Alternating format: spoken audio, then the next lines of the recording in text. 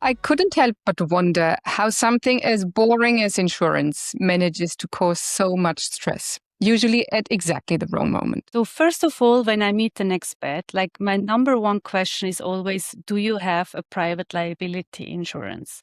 That's the most important part. So through no fault of your own, you can actually in Switzerland get bankrupt like in an instance. Let's say you are on your phone, you're distracted, and you go down a staircase and accidentally push someone. And let's say this person is a manager, he's a high earner, he maybe has 3 kids.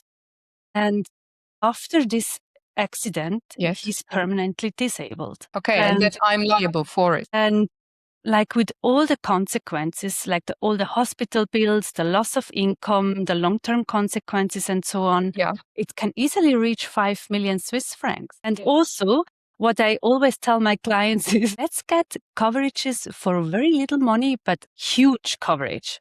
And for the private liability, for a single person, you pay maybe on average 150 francs, when the insurance sum is 5 million francs, right?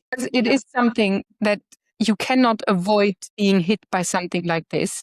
Yeah. Unless you stay at home for the rest of your life. And even then, actually, I wanted to mention that as well, because unless you move in, like you to Switzerland and you already have your house, but you actually have to rent an apartment, then in Switzerland, I would say the chances are 80 or 90% you'll face a private liability claim anyway, because you're going to be a tenant. Yes. And when you move out, your landlord, the Swiss picky landlords, will for sure find something. So it's not even a question if at some point you will use it, but just when you will use it, the private liability coverage.